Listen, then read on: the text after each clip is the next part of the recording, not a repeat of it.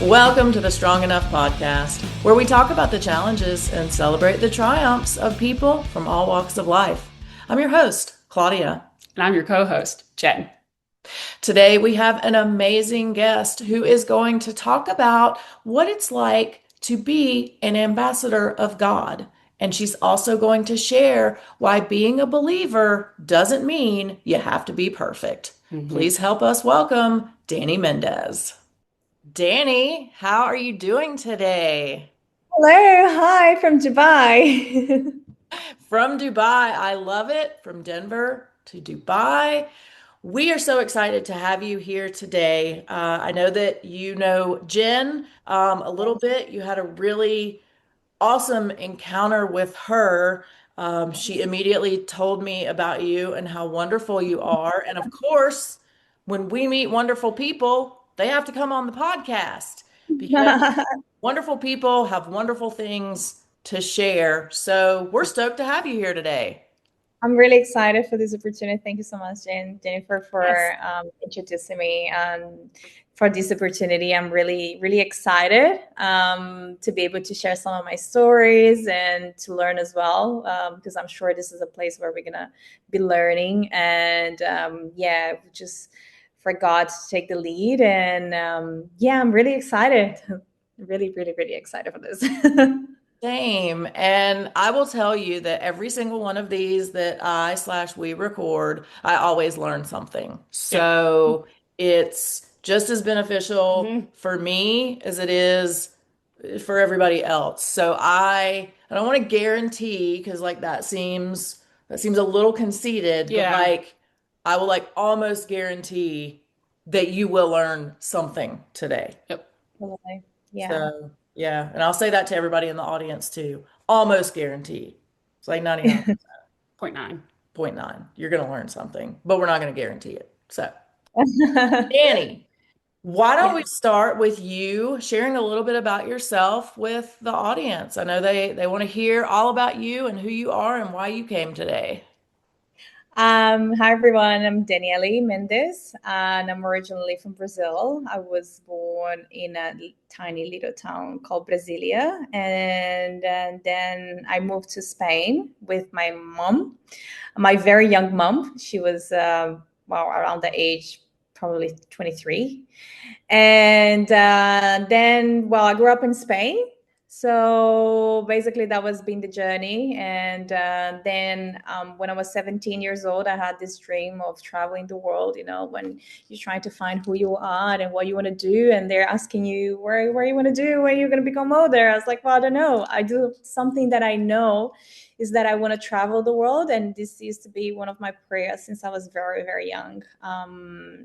Around 6, 7 years old, I remember my first prayers is asking God, to allow me to travel the world one day. So the 9 to 5 job wasn't a thing for me. I really don't like this routine life. And I think the world is so beautiful that God created this beautiful place for us to stay. And I wanted to, reach every corner and travel and learn about people. And yeah, that's what I've been doing for the past 10 years. So that's pretty much of what I've been doing.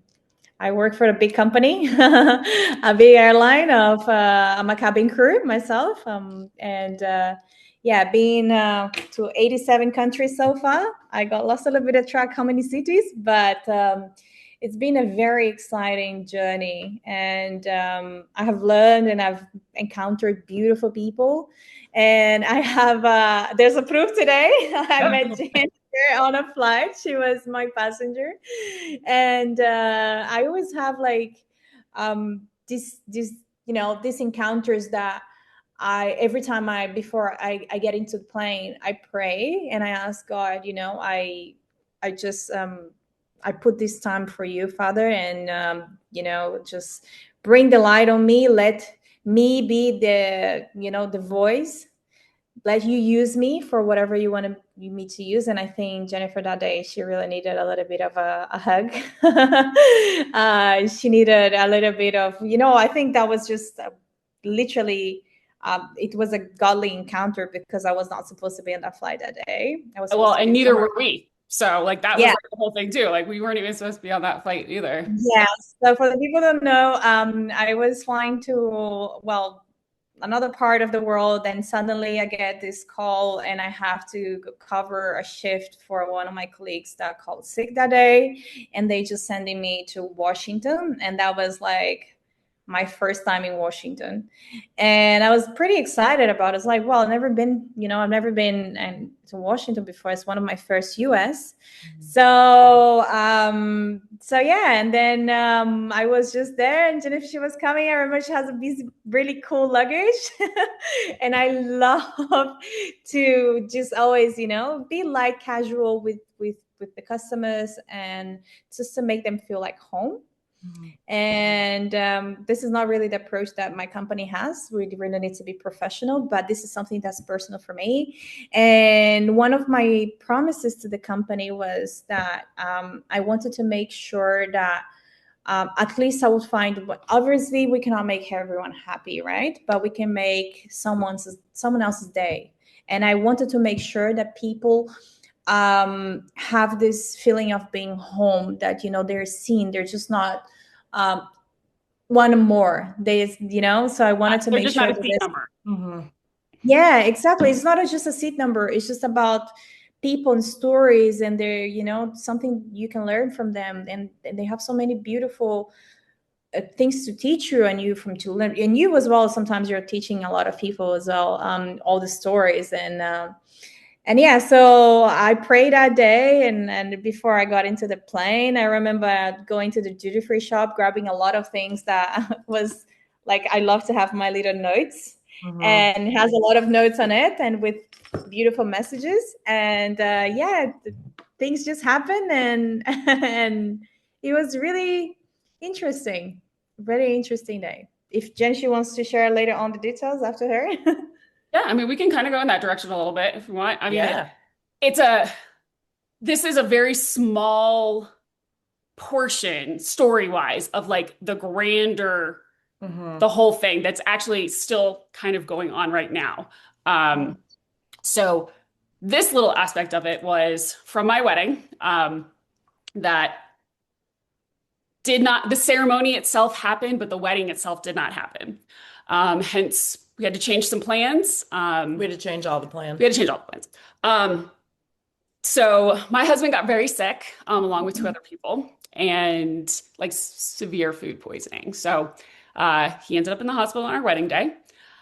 So we have obviously we had to change our plans. And so we were originally supposed to do our honeymoon. We were supposed to fly to New York and take the flight from JFK to Dubai. Obviously, Yeah. that didn't happen. So when we were trying to rearrange things, the only flight that was available to get us to Dubai was a flight from DC. So we changed our plans when we were over on the West Coast and landed in DC at like, I think it was probably like 11 p.m. And then our flight was like 8 a.m. the next morning, I think. So again, we weren't supposed to be on that flight either. We get on the flight, and I had starting to get sick. I'm very open about this, but I have severe Crohn's disease, and stress is a trigger for it. There was a lot of stress. There was a lot of stress. So Yeah. I'm obviously not like, I'm already starting to get a little bit sick. And again, with having all these food restrictions, and allergies, you fill out the little form for, your food, for your meals, for your flight, which I had done for the original one. But in all the hubbub with trying to reschedule and do the things, last minute booking, I could not. Yeah. And then this beautiful soul of a woman, Oh, thank you.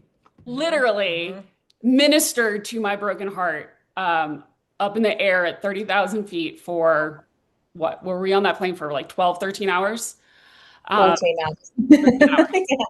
Yeah. And honestly, 100%, it was divine. God worked that out. He knew what you needed. He knew what I needed. And I'm just so grateful that you had that open and willing heart to allow God to use you in that situation. And that's always my prayer too. Like whenever we go out and do stuff out in Yeah. community or whatnot, like I do. I always ask God to put people in my path who I'm supposed to minister to. Yeah. You know, being the hands and feet of Jesus. You know, sometimes I think people always think that that only happens in the church building, and that's not the case. Like Hmm. you had no idea who I was, and I get on your plane and you ask me about my food, and I start Yeah. crying. Like Yeah, not a that's true. normal response. Um, then I feel bad. So then I'm like, okay, I'm so sorry. This is kind of what I happened. know, I know. I'm so sorry. I didn't have time to get snacks. And, you know, like Yeah, I'm upset. I'm trying to explain the situation. Um, yeah, but, you know, for you to be in that position and to, one, again, we know faith gets attacked. And yeah, you know, we have to be careful in what we say and how we say if it's quote unquote religious speak. Mhm. And yeah, so for you to, again, you honor your job, you honor the people you work for, but the number one person you honor is God. And yeah, you can tell that that's where your hierarchy, you know, yeah, is in your life. And not that you're disrespectful by any means, you know, to your position, but you obviously obey God yeah, first and foremost. And I am a product of that obedience, yeah. you know, which Well, is thank you so much for so that. Yeah, I remember that day that just God spoke to my heart and say that you needed a hug. You know, you needed to feel His presence. That He did not leave you. He did not forsaken you. And I'm sure that it will be just not a situation, but a testimony. And you know, it's very tricky sometimes because listening to God's voice and obeying like that, and especially in an environment where I live in Dubai with such a big company, right? We have big restrictions because you need to be professional and you have a image to maintain, and you know you have all the things that you need to keep in mind to not offend the passenger or you know our customers, and we have to make sure that we don't go too personal, we don't cross the borderline, because that you know customers have sued before the company, and that obviously can cost my job, which is like can cost my entire career. yeah, your But if there's livelihood. some, yeah, we never know. But if there's something that I do know is that when God says something, we should obey. Like I try, I'm not gonna say I obey 100%. I'll be lying, and that's not what we want. But most of the times, I try to follow what He says. And when there's something really clear, I just tell God, like, Holy Spirit, make this so clear that what you want from me. Mhm. And I remember that day just going, you know, when I went to the duty free shop, I just grabbed, because in Dubai, we are not, well, you don't really find things that, you know, for Christianity. They do believe that Jesus is Jesus and He performed miracles, but obviously it's a huge thing. But He's the Son of God and He's Christ Himself, like you know, He's this Messiah and the Savior. So you don't find any of those things that I like to keep for myself to remind me of my faith. Not that I, you know, we all need some push-ups, but I always keep like stickers. Mhm. I love to have like stickers all over my Bible. I have, you know, like my notes with all the phrases in there with scriptures. And I Mhm. remember that day I just speaking random things, Mhm. and suddenly I just grabbed one. I was like, well, purple has never been really my color, but I don't know why it just came to me. And I just grabbed it. And I found out later on that was Jennifer's favorite color, one of your favorite colors that you Yep. said. And the scripture that it was on that was something that really shocked me because you said you had a tattoo with it, right? Yep. And we will throw those photos down for Mhm. the audience. Because we have some photos of all that. But yes, that and I have a tattoo of that Bible verse that you on that. So Yeah, and I was like, wow, so that was not even for me, like, you know, that was God speaking through me, and obedience, and it's beautiful to see how God can use you in the most random places, like on an mhm, airplane, to exactly. minister to people. I've had like stories where, you know, you just see someone and then suddenly God is bringing you together for a reason. And I think that was probably the reason. And that's the reason why we're here today. And Oh, yeah. absolutely. Yeah. So towards the end of the flight, obviously we've become friends and we've chatted, because girls. And Dany comes up to me and says, "Hey, we've got something for you. Will you and Christian come back to the lounge area?" And so we did. And you brought out this devotional that's purple. And Yeah. she had taken a bunch of pictures. She even wrote Bible verses. She wrote me this beautiful note inside of it. Um, Yeah. I'm bawling, obviously, at this point. And you gave us our sparkling cider because I'm like, Yeah. also, she even got us like flutes of sparkling cider for us to drink. Like, you 100% just ministered. And I just love the fact that, like, now when you and I were talking about, post, this experience, it was like, Yeah. yeah, you said it's the first time you'd been in DC, first time you'd seen all these devotionals, like being able to be sold like out in the open. You're not used to that. Yeah. You grab this purple one. You're like, I don't know why I grabbed it. And then it's like, well, yeah, purple's my favorite color. And that's the Bible verse that is tattooed on me that God needed me to remember, you know? Yeah. And so just being able to, again, have that open and willing heart. And because I'm sure for you, because for me, like when I get to bless someone or if I get to minister to someone, like I feel so good inside. Like I do. It actually makes me feel amazing to be able to bless and or minister to someone. So I'm sure like you obviously have um like you got blessed through this situation. I obviously got blessed through this situation. We have now a friendship that's been made because you're coming to Florida to come hang out with us. Exactly. I remember just like a little behind the stage of that thing. I remember when it came this voice to me, like, because we always talk about as well as Christians to hear the voice of God and to listen to God's word, but to be still. And even though, an airplane, me rushing up because it's such a busy flight, and be able to sit down, because I remember I sat down in a moment and I was like, wow, I have this, I have this. And I spoke to one of my supervisors to say, hey, listen, do you mind if I step a little bit off out of the line and I do something personal? And she's like, yeah, but you don't have to, because, this is like crossing, like, this is not our standard to do anything personal. I said, yes, but I'm not asking you as a flight attendant. I'm asking you as a human being. I would like to do this for this person because I think, I think she can have a little bit of a happiness on the flight, and I'm not doing for in the name of the company. I'm doing in the name of God, not even for myself, because I don't want to take the credit for anything. I'm just here as an ambassador for Jesus, and this is something that I would never.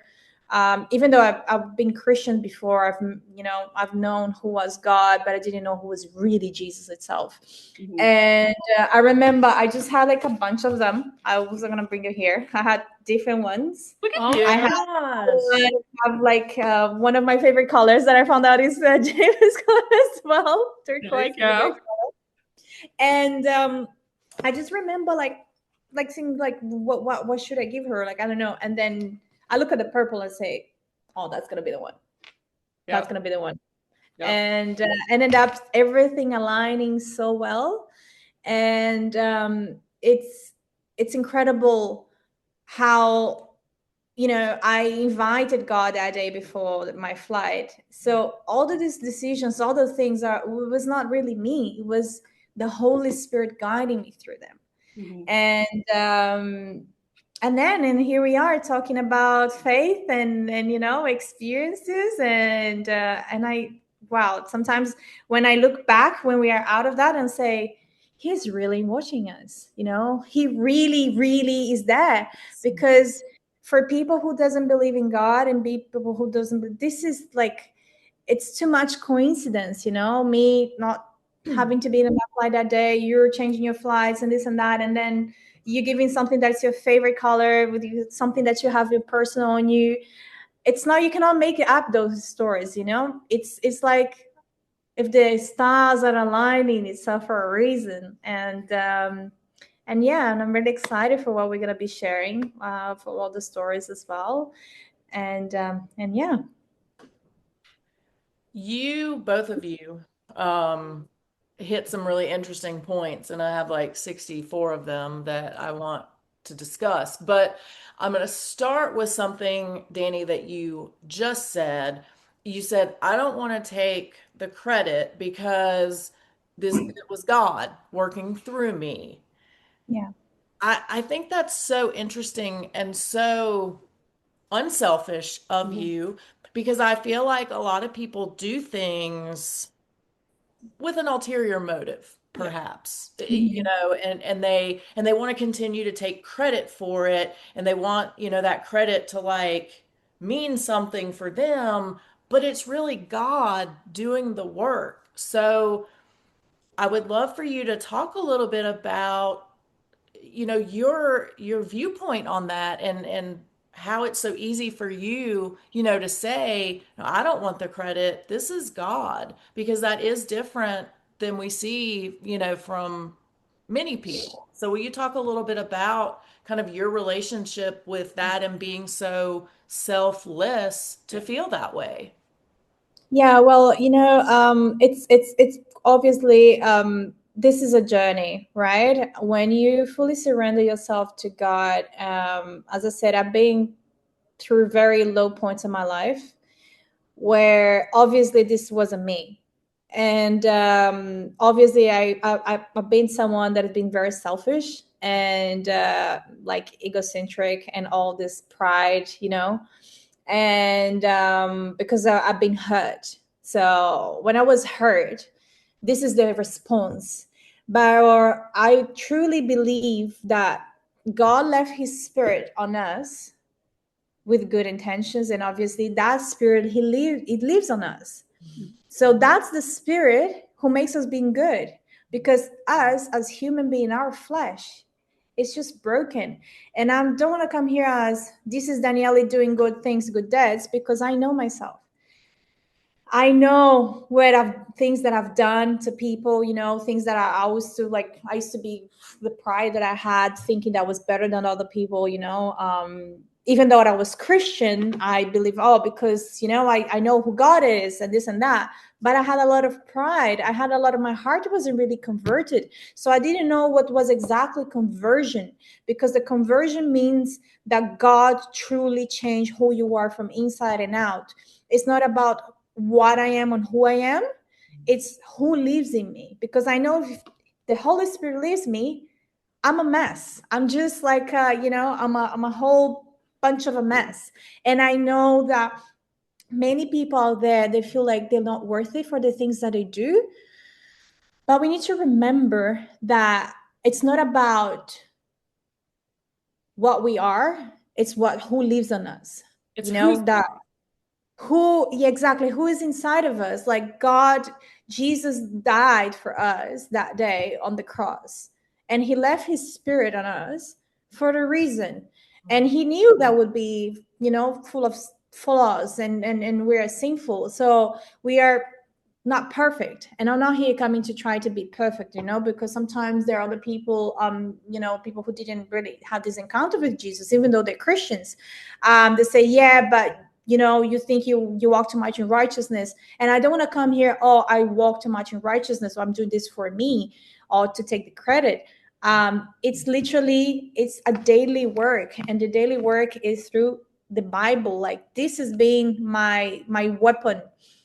This is literally what's changed me. It's changed literally everything that I am. And I got to know what's the spirit of discernment, something that I didn't have before. You know, that I consider myself Christian my entire life. But I remember, going to church in the morning and going to nightclubbing in the night. And I'm not even saying that it's bad for you to go and have fun and enjoy dancing or whatever you want to do. It's okay, because in the end of the day, God, it's about what's in your heart, right? And but my heart was full of pride. My heart was full of, me thinking I was better than anyone else. And and that I will hurt other people because I think there's something that really rebukes God, and I think He doesn't really like it's pride. There's all sins, and obviously sins has different levels, but I think pride, because Lucifer, he was the one who took pride first, right? He was the father of the pride. And I remember sitting there, because I didn't have all, things that girls went through. I kept myself reserved a little bit more, but there was so much pride in my heart. Like there was so much darkness. So even though I thought I was Christian, but I was literally doing it completely opposite what God wanted me to do. So 3 years ago, well, exactly 2 years, not three started the process of fully conversion. And 2 years ago, I went through, I went through so much pain in the past with previous relationships and stuff like that. And I remember one day just in the shower, just crying loud God and say, Father, just, I have so much anxiety. I have so much of, like depression and anxiety, the things I went through. I went through a divorce very early, in my life. And that really hurt me. That was probably the first relationship that really, really, really hurt me. And so all the things made my heart very, very hard. Just to think like I'm better than anyone else. And God had to shape that, like He had to break me into pieces and pull me out to later on bring back together. So nowadays when I'm trying, just to show girls and to show people and well, not just girls, but obviously what I want to encourage this is for women, because this is where I came from. Like, it's my story. To say like, it's not what you do, it's who lives in you, because we don't earn God's love for our actions. We earn because He died on the cross for us.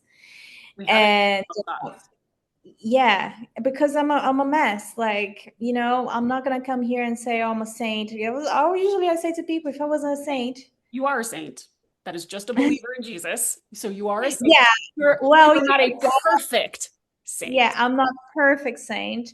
What I want to say by not being a saint is I do mistakes. I sin and I fail every single day, and that's the reason why I need Christ and I need God to convert me. And so when I see who I was in the past and who I am right now, or who I'm trying to become, I want to try to become myself closer to God, closer to Jesus. And he was literally the most humble person that walked on earth. He didn't take any credit for himself.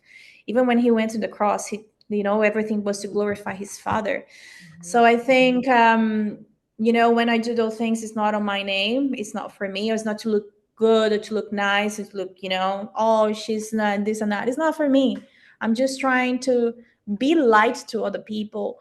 I'm trying to, to take to help them to carry that cross, just to feel their pain and say it's okay, but you're not alone. And I'm here for you as a sister. I don't know who you are. I don't know if you remember what I said to you, Jennifer, that day. I said, I don't know who you are, but God does know who you are. And He knows all your pain. He knows everything you've been through and what you're going through. And just to trust that, He's with you and He's taking care of this. And yeah, so that was pretty much to answer your question. It was a little bit long, but that's pretty much of it. So I can kind of piggyback on that a little bit, because I was in a position several years ago where pride was an issue for me.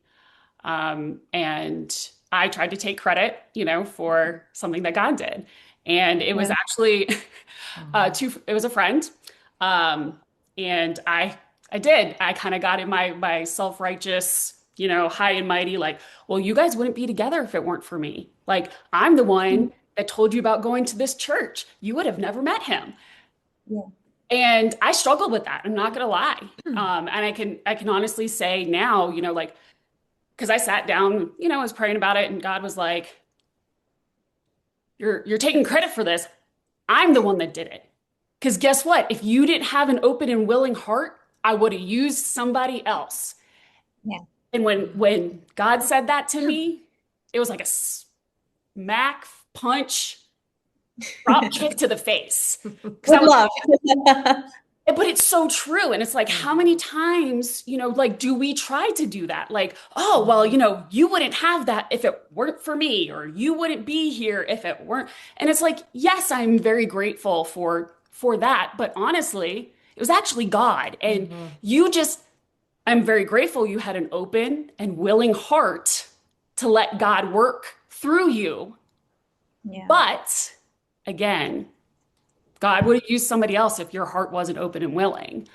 Um, and I think that's for me, like that was incredibly humbling for me. And it Yeah. was hard. It hurt to hear that, but that was what my behavior was. And being able to pray through that and work through that and be like, okay, you know what? I do. Like every day I want to wake up and be a little bit more like Jesus than I was yesterday. And that's all God asks of us. It's not that we're supposed to, okay, we were these heathens, these, worldly sinner people living in the world, doing the worldly things. And then all of a sudden Jesus is the center of our life. We give our lives to him. Yeah. People seem to think that, okay, well, now you're a perfect Christian from here on out. And it's like, no, that's actually not how this works. And that's like not at all even what it says in the Bible. It's a constant, like you were saying, renewal. Like every day you have to get up, and that's what that means is die to yourself. That's dying to your old ways. That's dying to my pride. That's dying to my selfish ambition. It's dying to the world views as opposed to when they're compared to God's views. So I'm very grateful that you said that. And I think everyone can relate to that. I'll be honest with you. Like, I feel like there's so many of us that have like, if we could sit down and do a self-inventory, like, you know what? Yeah, I've taken credit for something that, I probably shouldn't have. Or maybe I've taken credit for it way too long. Like, it was something small, and I keep reminding somebody about it. Like, Right. hey, don't forget. Yeah, I did that thing. remember that thing I did. And you know, it's hard, like when you've got, dealing with somebody who's like that in your life or whatnot. But I never want to be that person because I want to bless people so much in this world that I forget the blessings that I've done. Yeah. So I don't need to keep a record because guess who is keeping a record? Right. God. The man upstairs. And that's all that matters. At the end of the day, when we are all standing in front of him, that's what's going to matter. It's not going to be, I'm not going to see Sally over here who, I stopped on the side of the road and, helped her change her tire or something like, you know what I mean? Like oh yeah, I got to take credit for that. And I was like, no.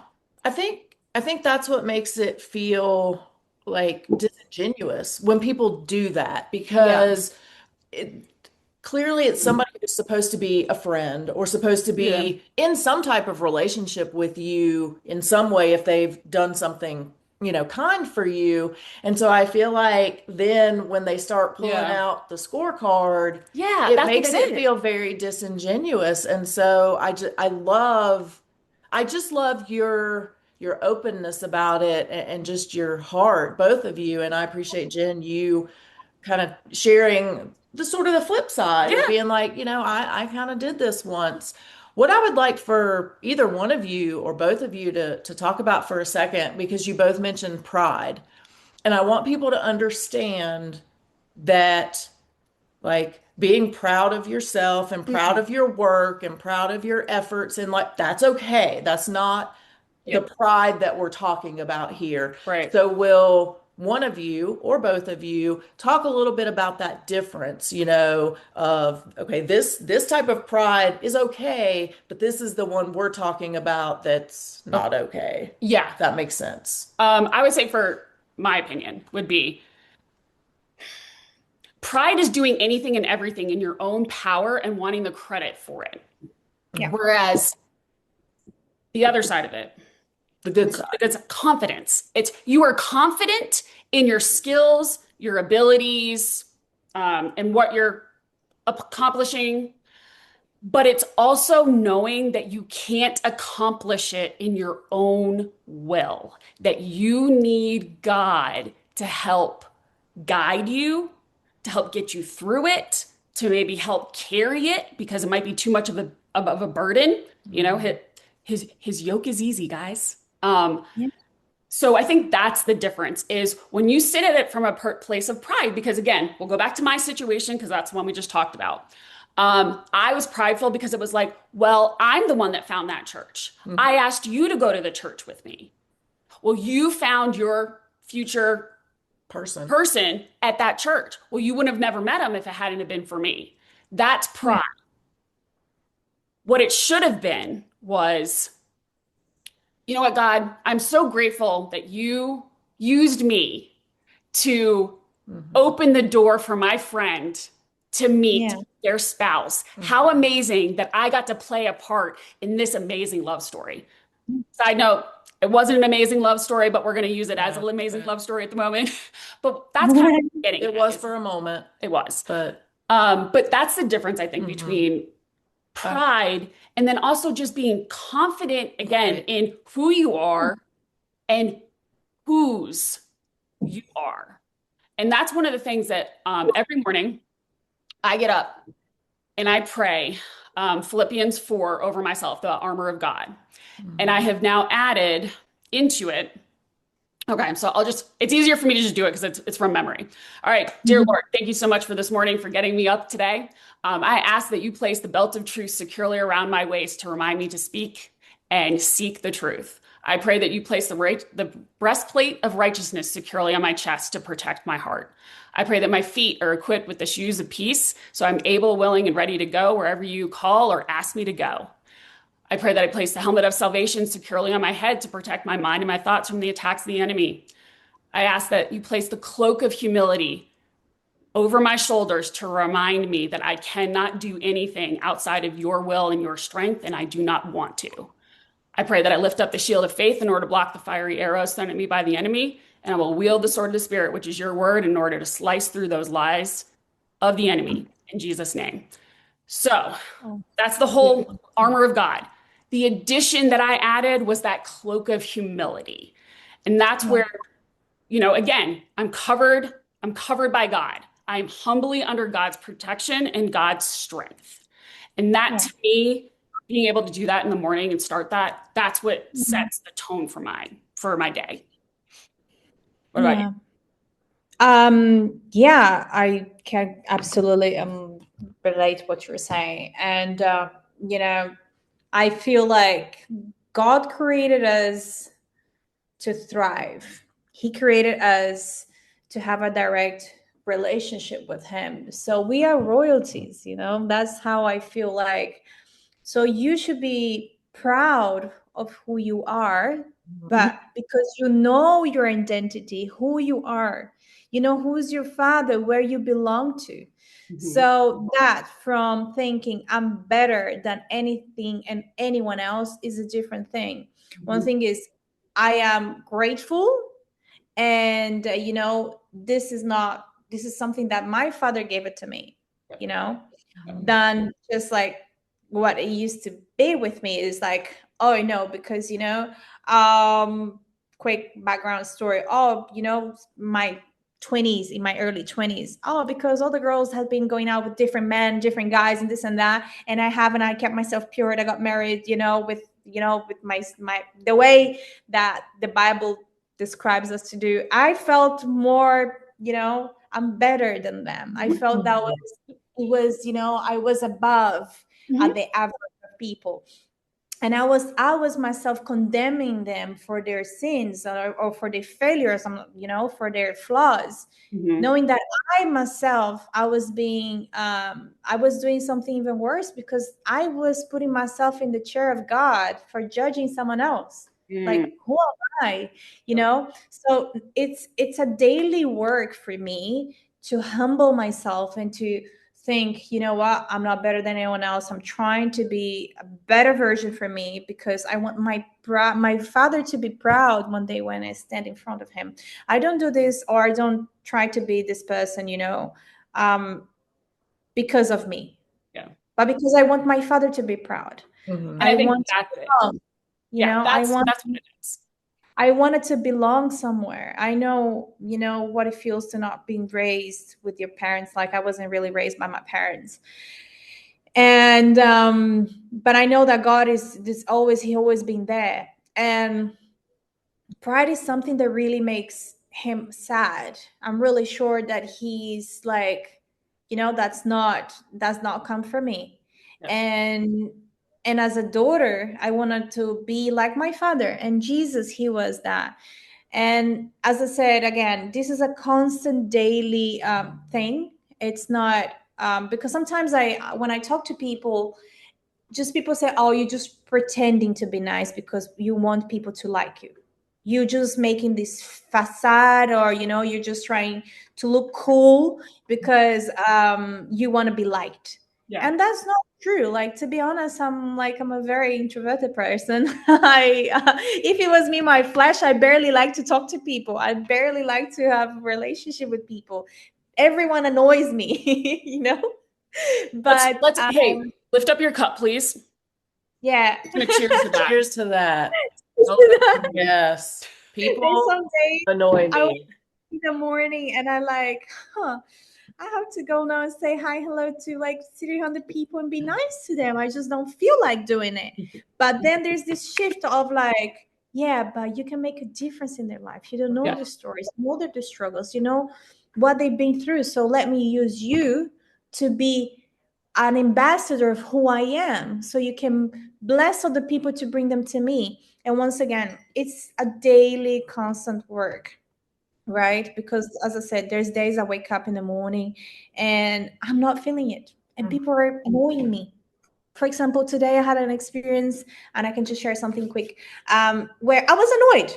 I was annoyed by people around me. I didn't want to be in that place. I was just working with people I didn't want to be working with. And everything that they were saying inside of me as a human being, I was like, Jesus. Like, I'm trying to be a good daughter, but they're not cooperating. Right. You know, they really deserve me. Like, but no, I didn't. And I didn't. Why? Because my father said, remember who you are. Mhm. Remember who you are and who's against you. Remember that when things do not work on your way, it was either because I'm shaping it to be in another way, or I'm teaching you a lesson. So being a woman, and you are now 30 years old, you Yeah. also speak a little bit more mature, I would say, than an average 30-year-old based on your experiences. And you speak like a person who has had some trauma. And but you Yeah. but you speak on it from a healed, I'm on the other side of that.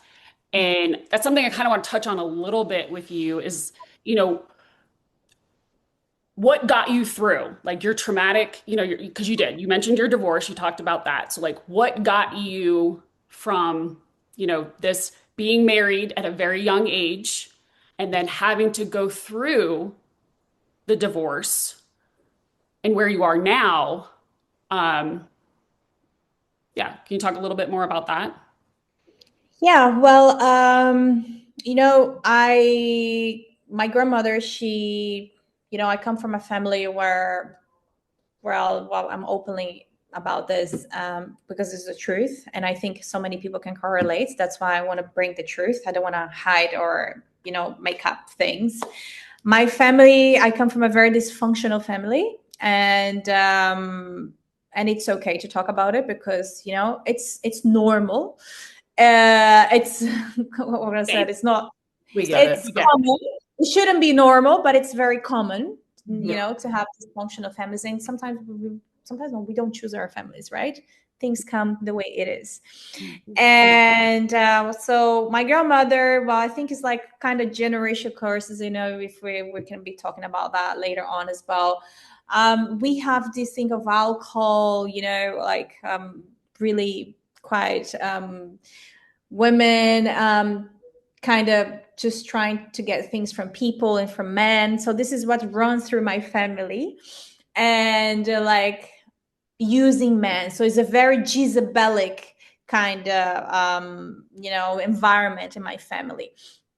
It started from my grandmother, that when she was young, she had, the spirit of Jezebel, and she used to be drinking and all those things, like you can imagine. I remember my mom and my aunt saying that she had to drag her out of the bars.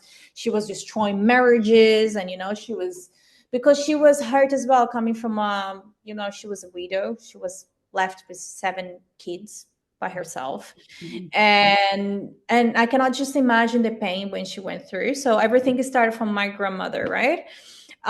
She got married when she was very young as well, coming from where we come from in Brazil. She got married very young, so she had kids very young.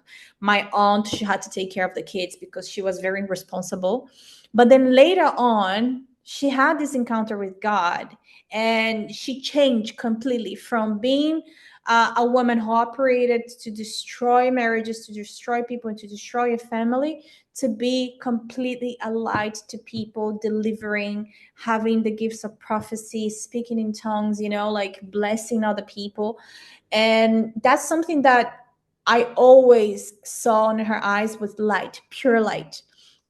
And she always been the role model to me, even though my uncles, everyone in the family are still on the drinking kind of culture thing. It's very common nowadays, and on the addiction side.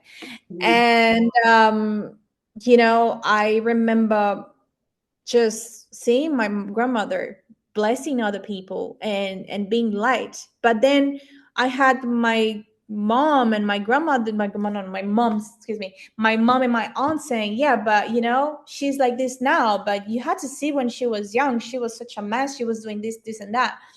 And I remember my grandmother just always sharing her experience with me. That's the early memories I have from Brazil, when I left when I was around 6 7. And I remember her basically sharing her stories, that she's saying like, oh, she stopped all doing all this and this and that, and she converted. And so yeah, so basically I wanted to do things right because I wanted to make my grandmother proud. I wanted to make my grandmother proud, but I knew who God was. I didn't know exactly for real who he was. You didn't have a relationship with them. I didn't have a relationship exactly. I didn't have a relationship with him. So I was under her protection, she was praying for me. And the things is, because she had the gift of prophecy and she could discern and she could see things when if you would do sneaky things, she would see in her visions and her dreams, and God, the Holy Spirit would reveal to her. And I didn't want my grandmother to be, because my grandmother is like someone that I deeply adore, and I didn't want her to feel like, like, oh, because I'm the first girl that, her granddaughter.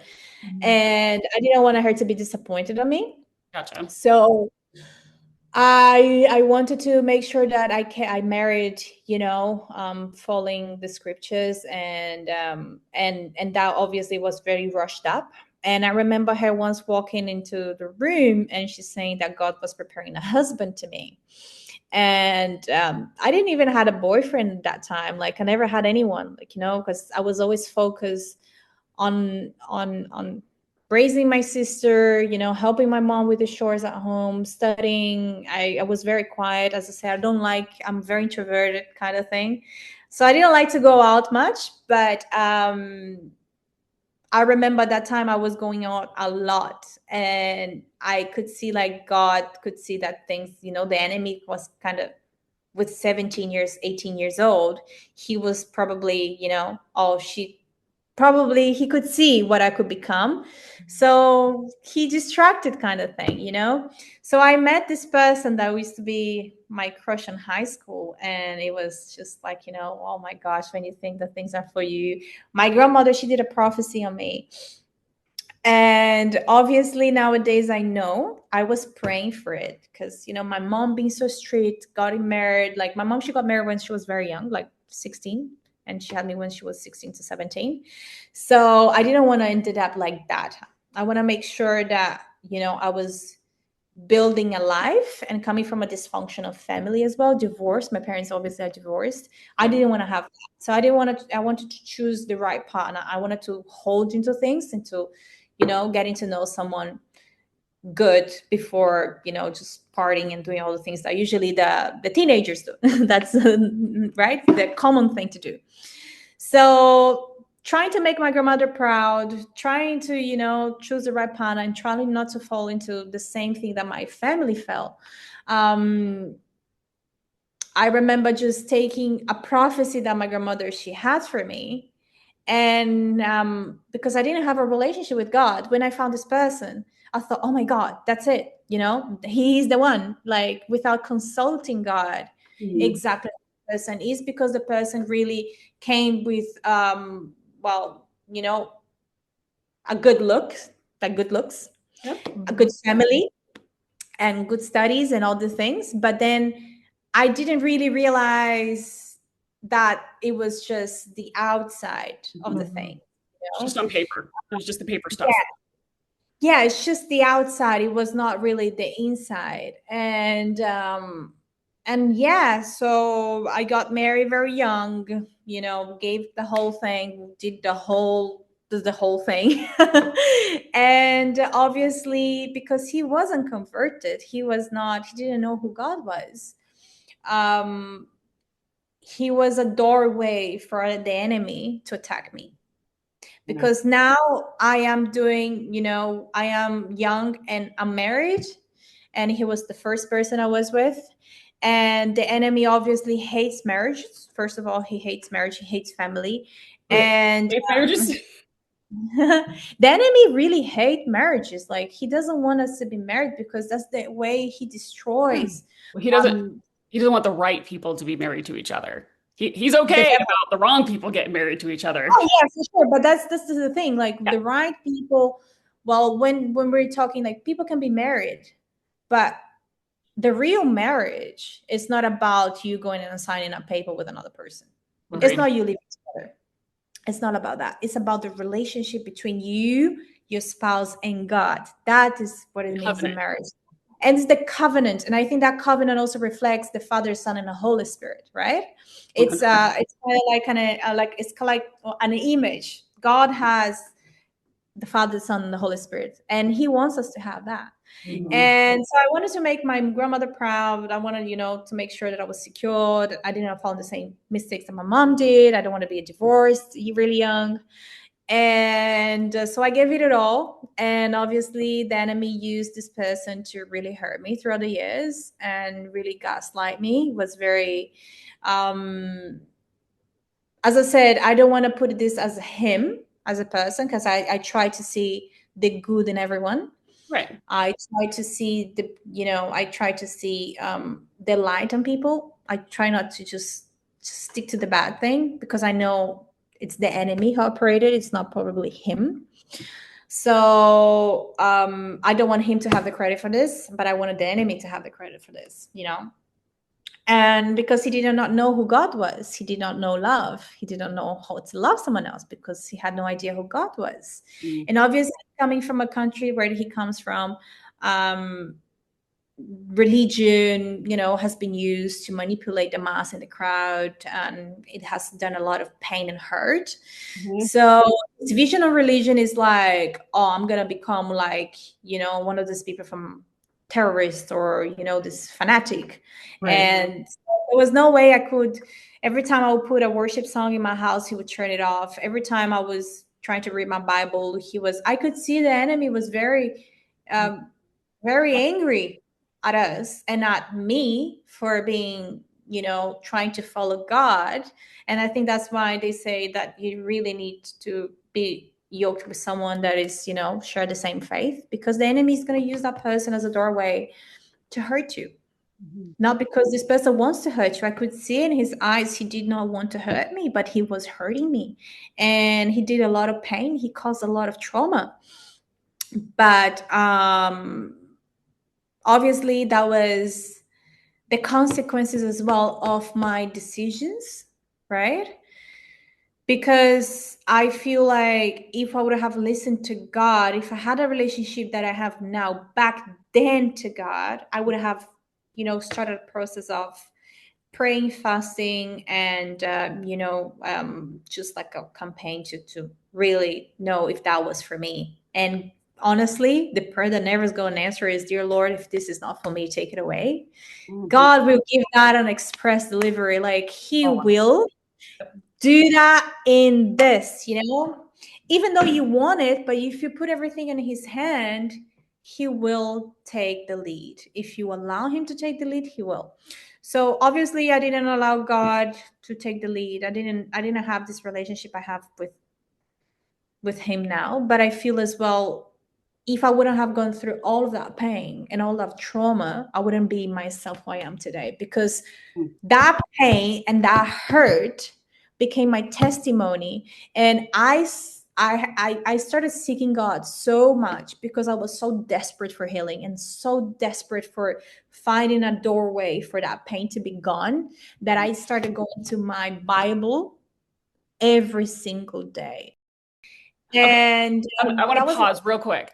Let's just yeah. be honest. Every single female acts that way. Okay? Every single Yeah. female who goes through a breakup, I don't care who you are, you can't lie, Yeah. but you do that. It's the revenge. So Yes. you may continue. I wanted revenge on him, right? I wanted revenge, and but I wanted also, as I said, revenge not just on him, but to all men. So I kind of gave space for Jezebel to operate in my life, Did you become a man right? eater?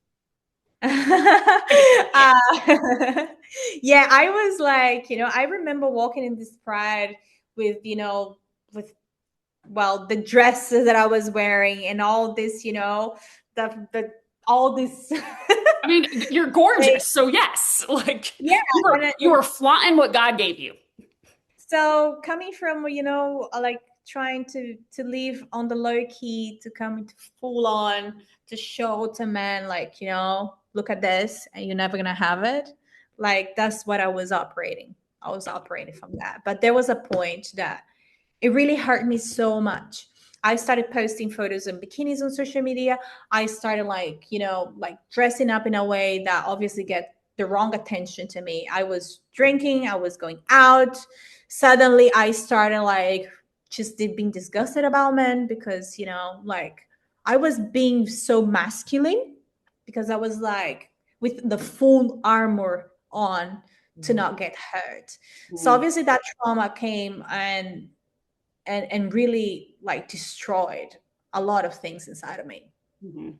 And this is when one day I just like, God, take it away, because I'm gonna hurt so much. Like I'm gonna hurt people a lot, and I know this is not what you want from me. I don't want you.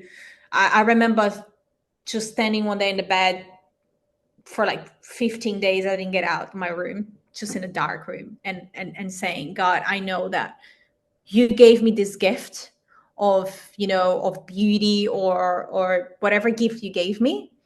It was to be a blessing to other people, and I know that I'm being used in it completely in the wrong place. So I went through depression, crazy bad depression. I went through really bad anxiety, and yeah, that was really deep. That really cut me deep. And obviously the the core wound that I had, that, that I didn't have a father, like the male figure in my life as a father. Mhm. My father wasn't the figure.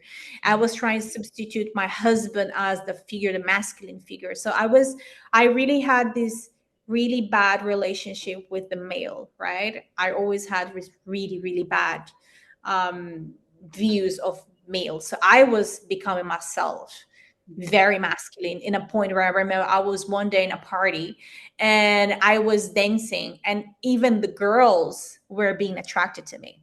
Even girls, I've never been attracted to women, but Right. it was in a point that I was looking at the guys and say, "You see, you think you're good? I can even take the chicks you're trying to sleep with them tonight."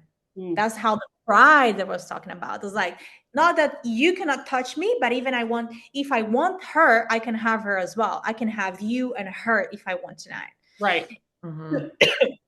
And that was, excuse me, and that was the pride that I was talking about, So that trauma came, and Jesus just used that and say no.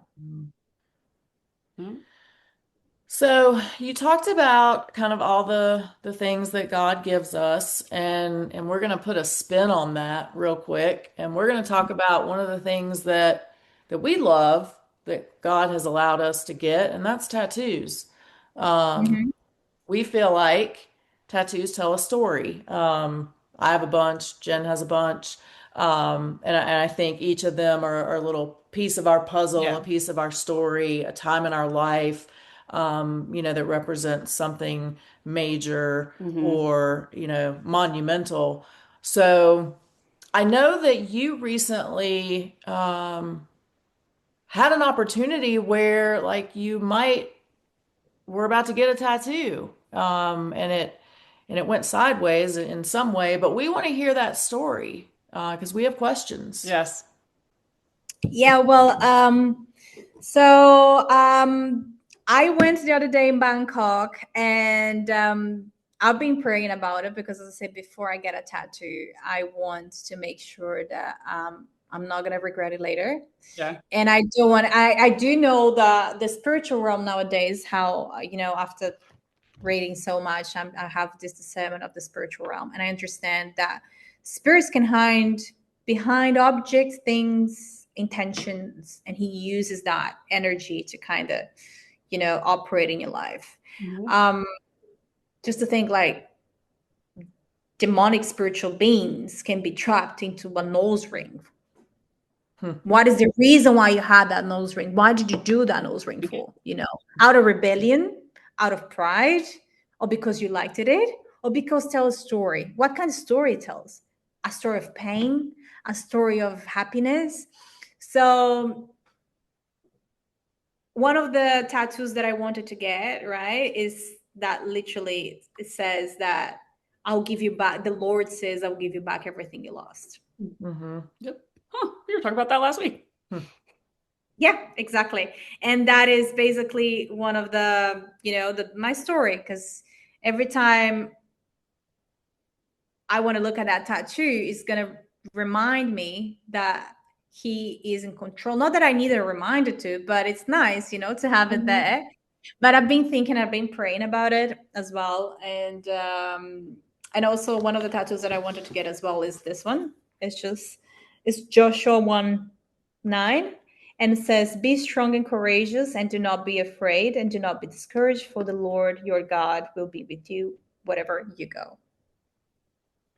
And that's Joshua 9. And yeah, my nephew names as well is Josh. Hmm. So I've been kind of thinking about to get a feel of them, like that tells a Mhm. little bit of the story, like some of the scriptures. And I wanted as well to get a turtle All right. because a marine, yeah, marine, the sea turtle.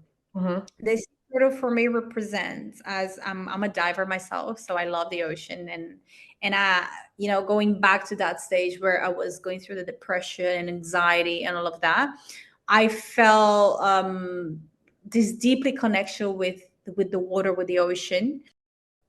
I'm doing it probably next week for this Awesome. Awesome. I can't wait to Send, see it. yeah, send photos, please. Yes, for Yes. sure. Yeah, you do. Danny, where can people find you? So if they want to follow your story, they've been inspired by you and want to be, online faraway friends with you, or if they maybe want to try to track you down at one of the airports that you're rolling through, where can people find you? Yeah, so my Instagram is called, I have a new Instagram just dedicated, it's going to be a page dedicated for a woman of who wants inspirational, who wants to, to seek some clarity, to seek some, hope, and to find something that is everlasting, that is God. So I created this Instagrams called Purely His Word, And it's literally purely, it's going to be purely his words. So it's not going to be for me, it's going to be for him, where I'm going to be putting obviously podcasts. I'm going to be sharing some Bible verses, studies, and everything that's related to, healing, and talk about relationships and how society perceives us nowadays in this, like, especially talking to the single ladies, and how society wants us to to show ourselves in order to be liked, where I feel like women of God, there's nothing more beautiful and attractive than a woman that praises the Lord. So that is going to be my Instagram for now forward. It's called Purely His Word. And I'm really excited for that journey. Awesome. Same. We'll drop that down for all the viewers. Yeah. So you guys can go Follow our that. beautiful Dany. Yes. Dany, Thank you you. have been absolutely amazing today. Thank you so much for being so open, being willing to share pieces of your story. And we did only get to hear pieces. So I think, we can definitely circle back here and have another conversation so that we can dig in a little deeper on some things. But thank you so much for your willingness to chat with us today. We really, really appreciate it. And I know the audience does as well. Well, thank you so much for having me with you girls. It's been an amazing journey, just, since I started with this idea of having a podcast, and then we're actually doing it. And I'm really excited for what's coming up. And I'm really excited. And thank you so much. Yeah, absolutely. Thank you. Thank you. Thank you for listening to the Strong Enough podcast. You can find us on your favorite podcast platform by searching Strong Enough. Don't forget to follow us on Instagram and Facebook at Strong Enough Pod. If you have suggestions for an upcoming episode or a future guest, please reach out at strongenoughpod@gmail.com. Remember, you are worth it.